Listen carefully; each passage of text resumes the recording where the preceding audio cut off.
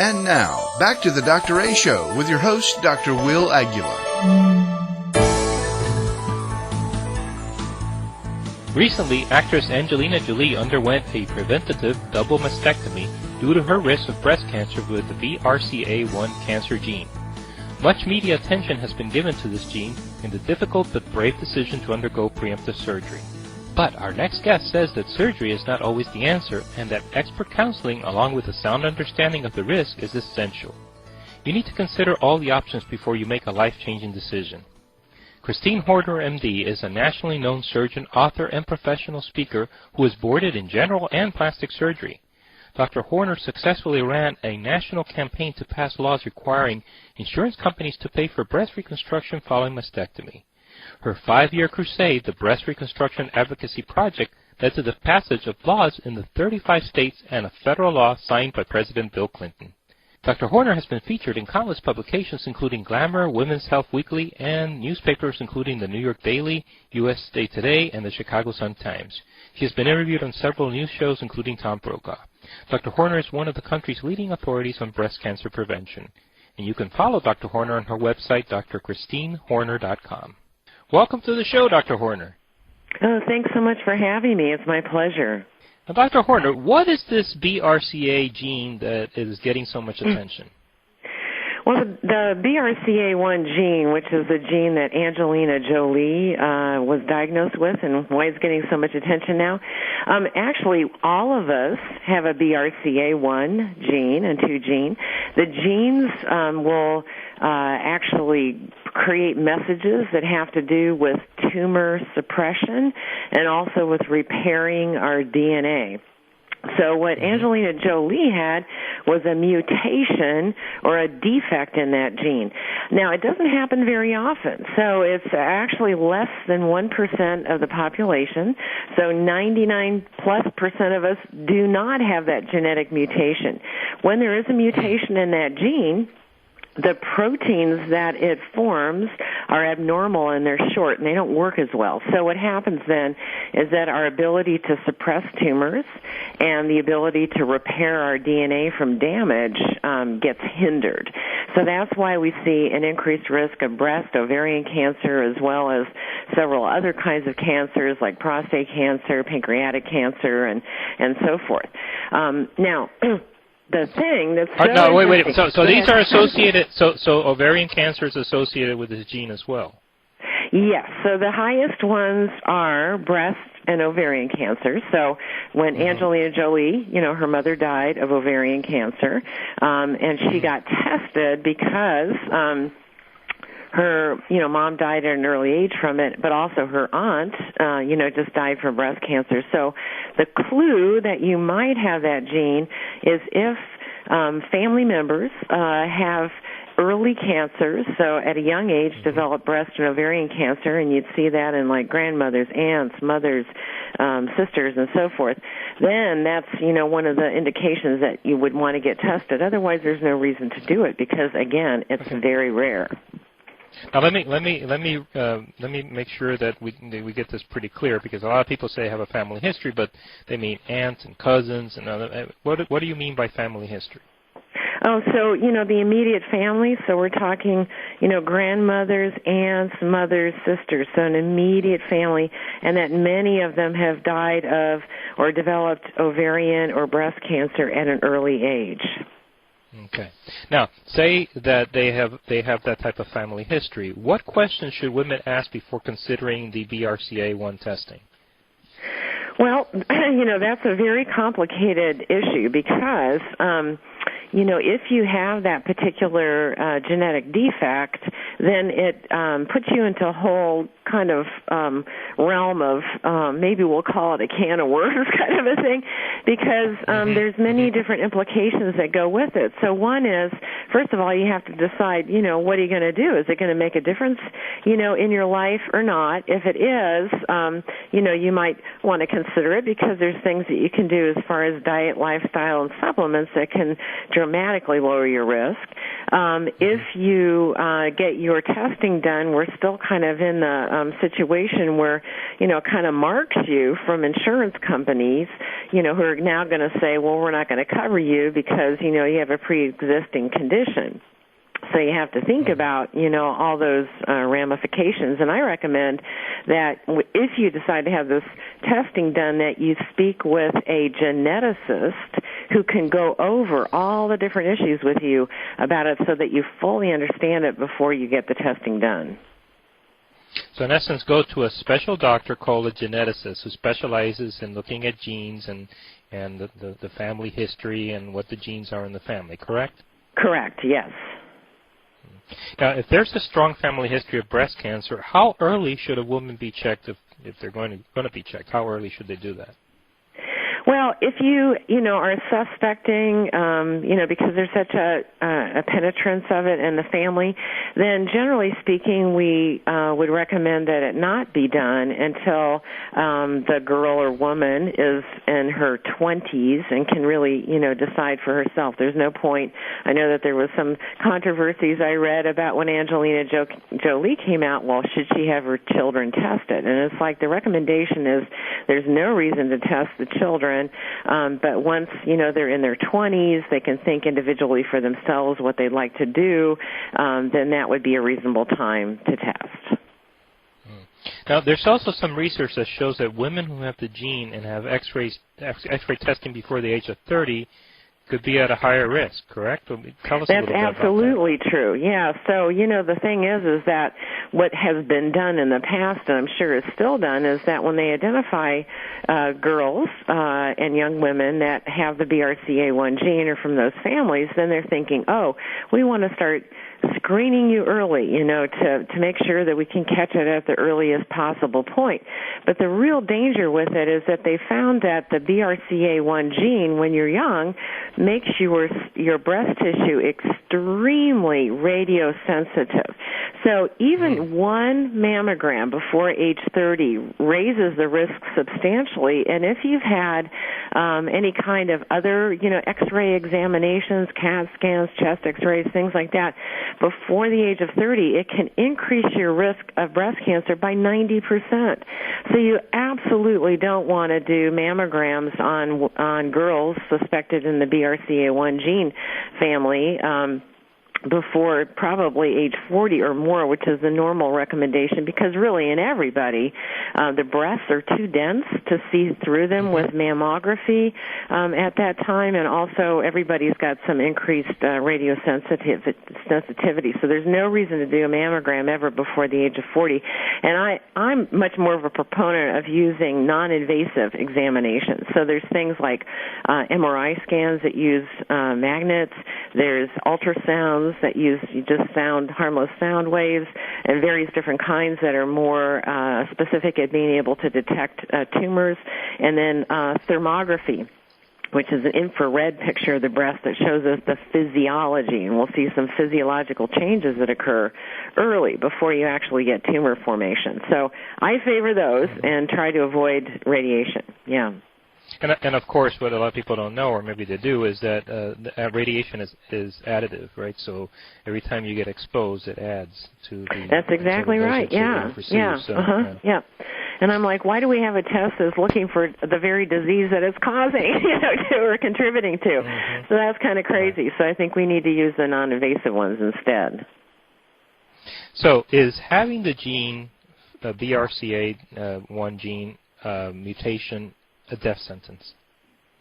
Absolutely not. And what's fascinating is that we give statistics that 80% of women with a BRCA1 gene mutation will develop breast cancer if they live to be 80. So 20% do not. However, if we look at the family lineage and we go back in time and we see what the incidence was 100 years ago, they found that it was 1/3 the incidence of breast cancer 100 years ago.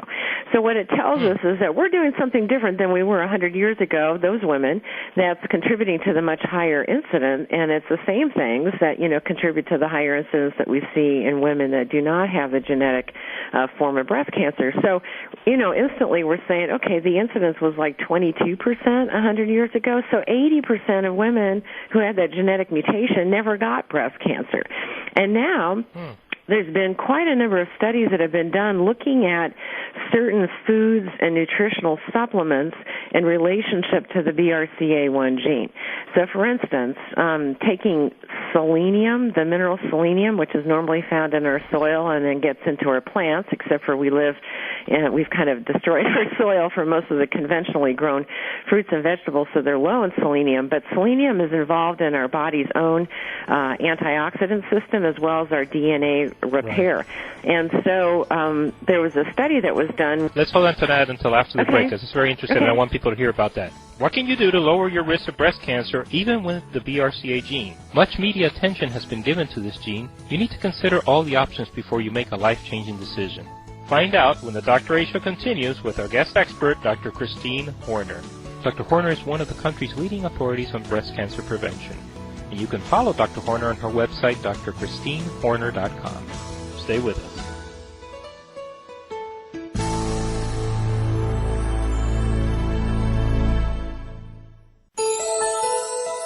And now, back to the Dr. A Show with your host, Dr. Will Aguila. Welcome back to the show. Our guest is Dr. Christine Horner, one of the leading authorities on breast cancer prevention. We have been talking about Angelina Jolie's choice of having preventative double mastectomies due to having a genetic risk for breast cancer with the BRCA1 gene. But there are other options according to Dr. Horner. All right, so Dr. Horner, let's talk, before we go into those options, let's talk a little bit about prophylactic mastectomy. Prophylactic means removing the breast tissue to prevent potential future disease. What do you think of actress Angelina Jolie's choice to undergo this procedure? Well, I think deciding how you want to approach this particular genetic condition is very individual, and there's many different things that go into making the decision that's right for that individual. It's very possible that Angelina has a whole medical history that we don't know anything about, such as maybe she's had multiple biopsies done that showed pre-malignant disease or other kinds of risk factors that really upped her likelihood of developing breast cancer. In addition to that, we also have to take into the emotional state of the patient. So someone like her who's watched her mother die after a 10-year battle and die at an early age, it's very common for those women to have, basically kind of a post-traumatic stress, syndrome with it, and they wake up every day thinking, is this the day I'm going to get it? So it becomes incapacitating for them, and it doesn't matter if you tell them, hey, you can take this nutritional supplement, you can make these dietary changes, you'll lower your risk. It still is just too much anxiety for them. And so for those people, there definitely is a place for surgery because it gives them so much relief that it actually gives them their life back. So like I said, it's an individual decision. There are other options of what you can do that are, But what is the risk of undergoing the mastectomies? Isn't it safer to do this? Isn't it a safe procedure? Well, of course not. So, every time we do surgery, right, nobody thinks they're going to get a complication. But, 25% of all surgeries have a complication. And so it's not risk-free. And, those complications can even include death. So it's not something to go into lightly. And, you really have to kind of weigh all the risks and benefits with it. It definitely is an option, but, it's not like we can say we're going to do that and everything is going to turn out perfectly. It doesn't, it doesn't mean that. So you say that you can lower the risk of breast cancer even with the BRCA gene. How do you do this? What are the other options?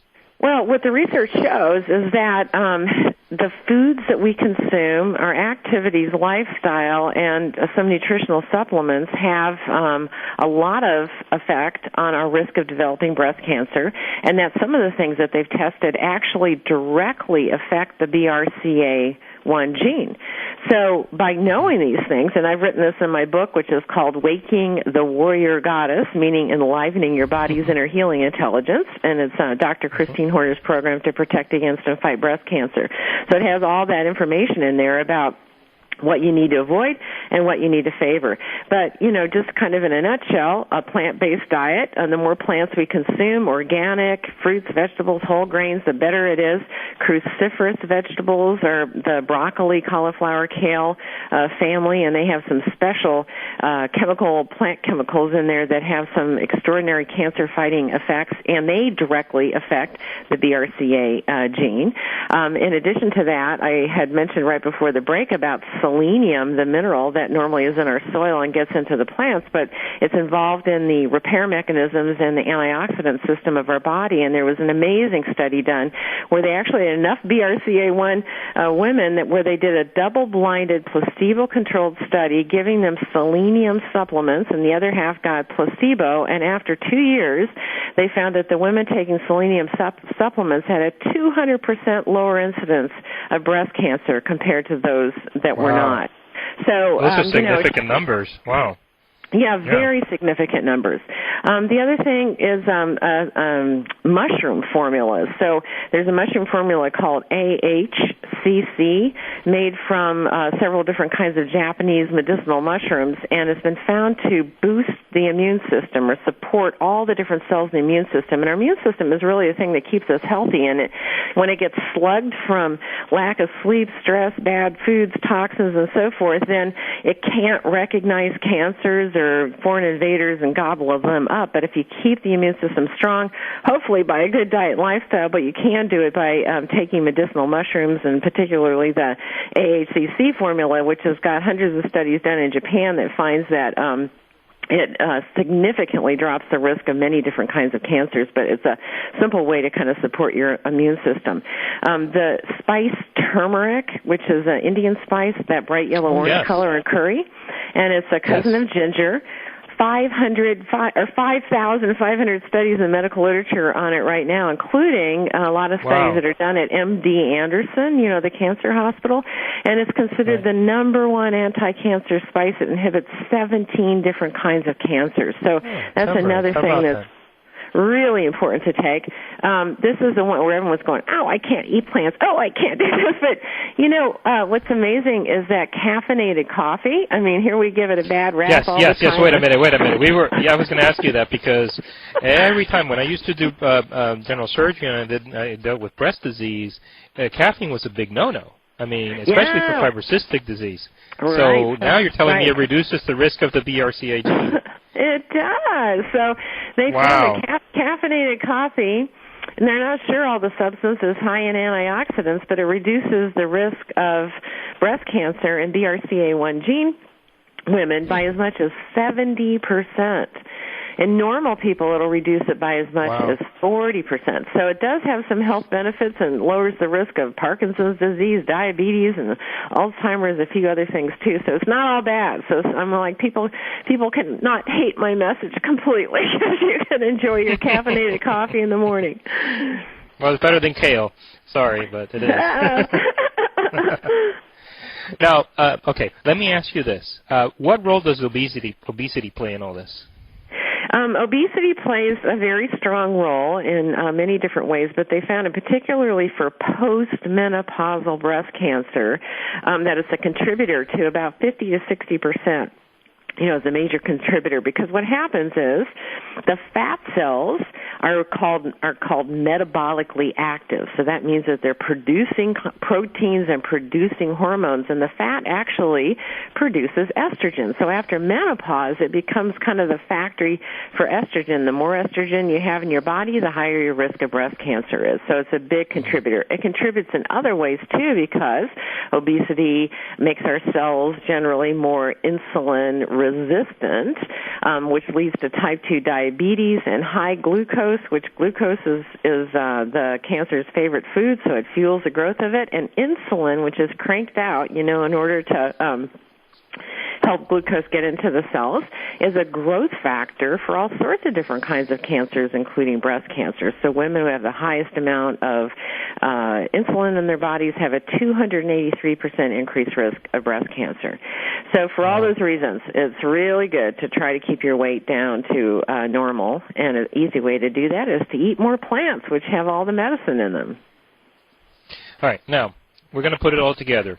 So let's say that you find out, or someone finds out that they have the gene, and their mother died from breast cancer at an early age. What do they do now? So what you do now is you look at your emotional state and what you're willing to do.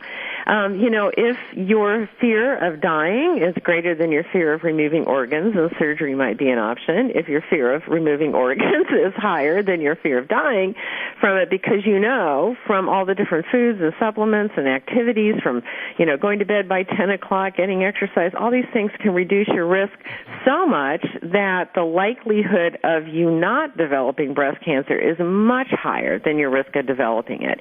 And then using these non-invasive monitoring techniques. So because we know that you're at higher risk, you can get the checks done every 6 months, let's say, that are, the non-invasive ultrasounds or thermography or MRI scan or so forth. And so that way, the moment, if anything happens, you can catch it so early that it won't be serious or life-threatening.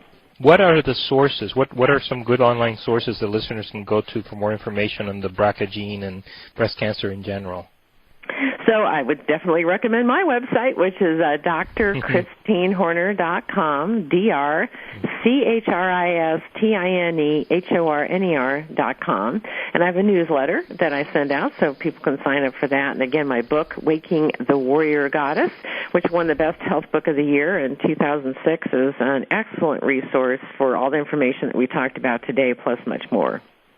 And you have a third edition that's going to be released in October 2013, correct? I do, yeah. I added about 200 pages. Oh, wow, excellent. Lots so of new that's research, a whole new book. Yeah. That's not a third edition. That's a whole new book. It almost is, yeah. All right, great. It was a pleasure having you on the show. And, again, the website is drchristinehorner.com. Please visit her there for more information on the BRCA gene. Thanks again, Dr. Horner, for being on the Dr. A Show. Oh, thanks so much for having me. Coming up next, don't wreck your diet while traveling. Summer is here, and many of you are traveling with the kids, or maybe you travel often for business. Either way, nothing wrecks the diet as much as traveling does. Well, our next guest has compiled the right tools and tips she gives to her celebrity clients and shares them with you for a guaranteed fun and fabulous trip. Stay tuned for some tips as the Dr. A Show continues.